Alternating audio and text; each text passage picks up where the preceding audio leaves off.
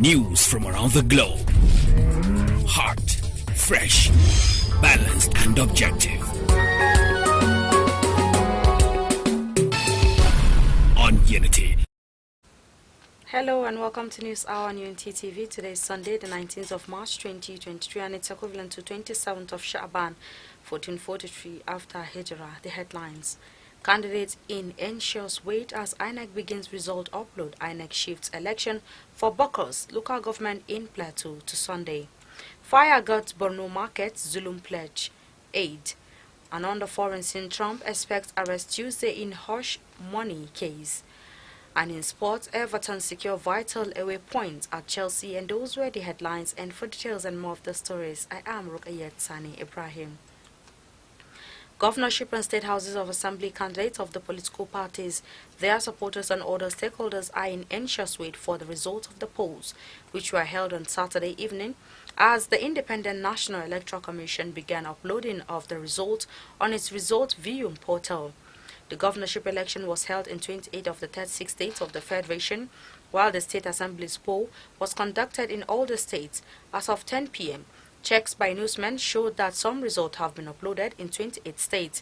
They include Ogun State with 3,631, Plateau with 2,765, Zamfara 961, Yobe 1,438, Taraba 4,869, Sokoto 1,310, Rivers 4,301, Oyo 4,907, Niger 1,965, and Nasarawa with 2,291.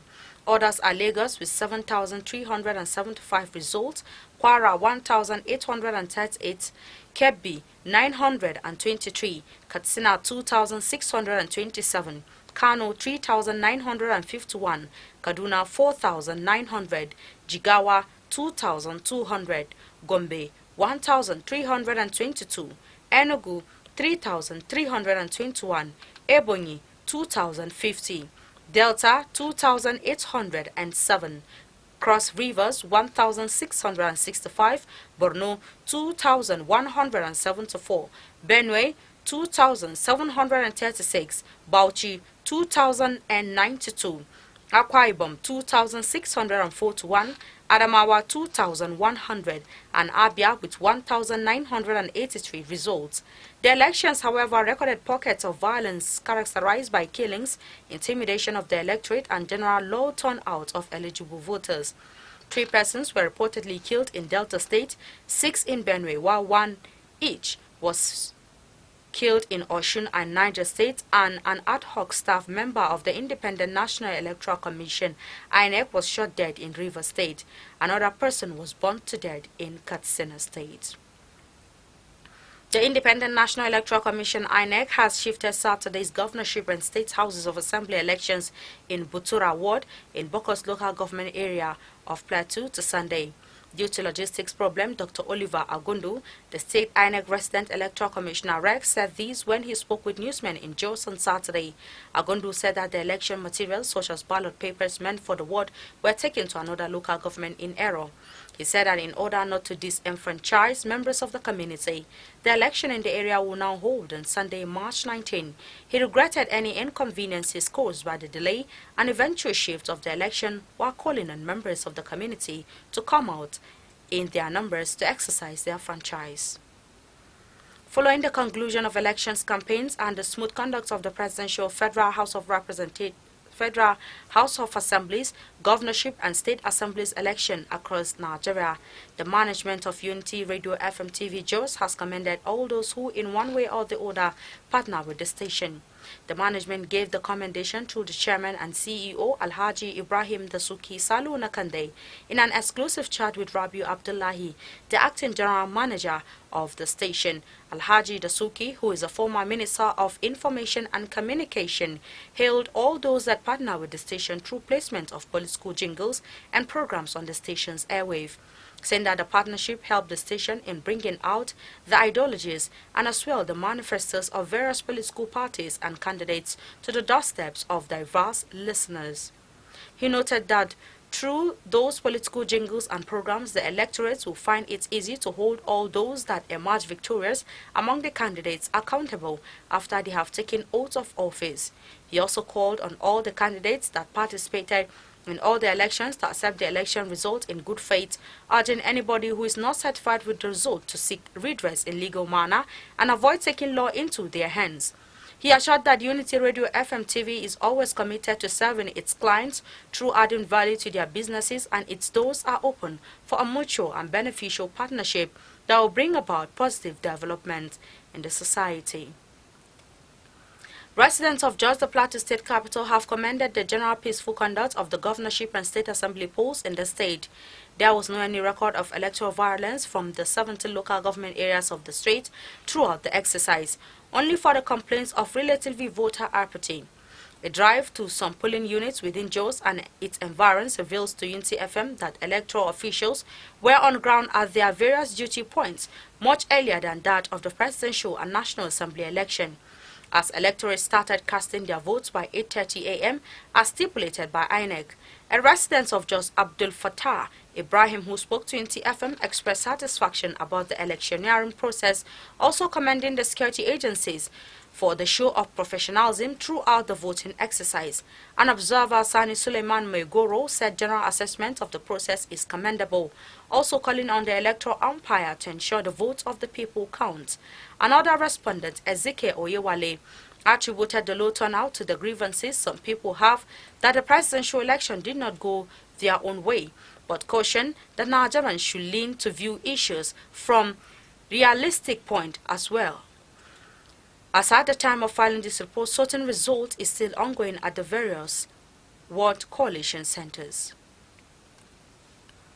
The management of Unity TV just yesterday called on all its esteemed viewers to be a little bit patient, as it is doing all it takes to rectify the problem that led it to be off the satellite platform for a couple of days, assuring that soon it will continue on the trajectory of bringing interesting programs to their screens. This call was made by the chairman and CEO of the station, Alhaji Ibrahim Dasuki Saluna Kande, in an advertorial he signed and issued to Unity Radio FM TV news desks. Alhaji Dasuki noted that the station's engineers, alongside its foreign partners, are on top of the situation and are doing everything possible to bring back all its broadcasting activities. He, however, assured that despite all the technical challenges, people can still follow Unity TV for updates and quality programs on the station's Facebook page and YouTube channel, Unity Radio FM TV Jos and at Unity FM TV, respectively. He commended all the management and staff of the station for all that they do for the station, noting that their commitment and doggedness towards their work is what sustained the station to come this far. 2 security aides and 1 civilian aide to Governor Aminu Bello Masari of Katsina State were killed in a road accident late at night while proceeding to the governor's hometown, Kafur, for yesterday's governorship and House of Assembly elections.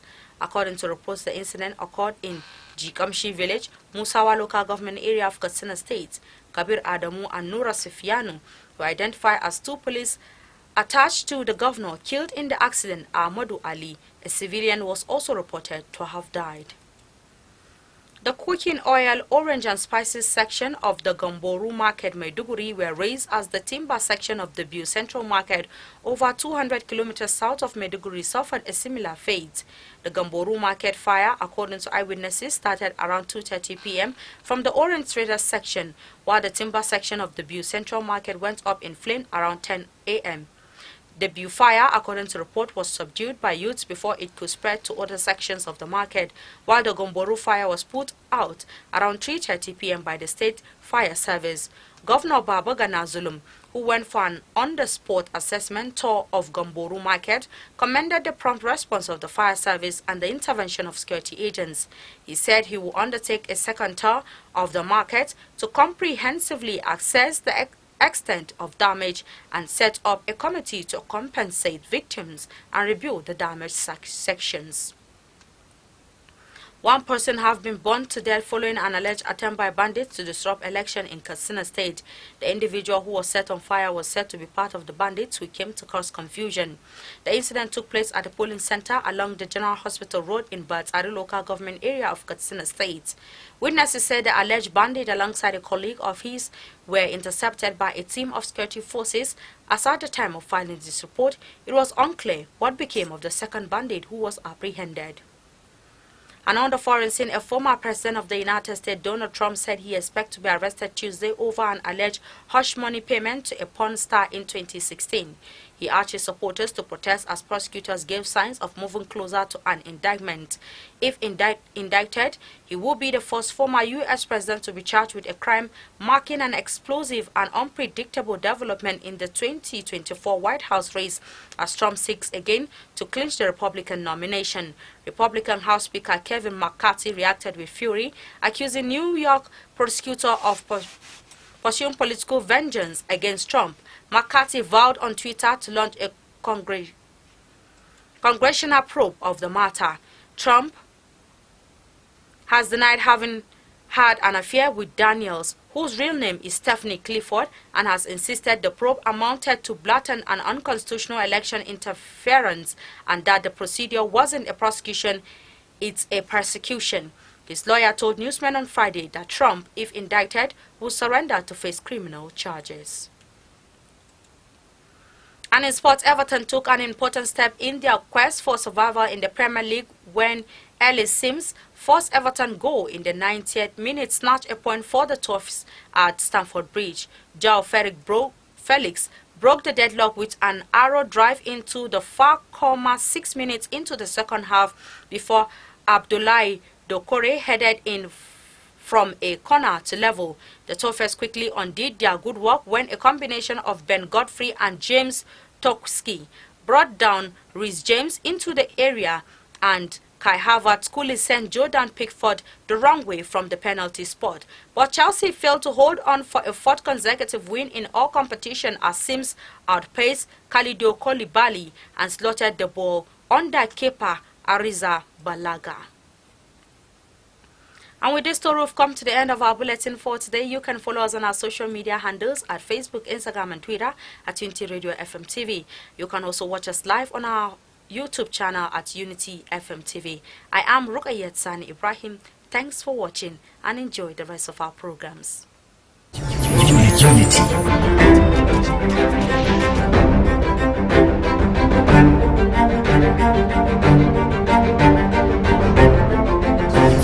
Unity.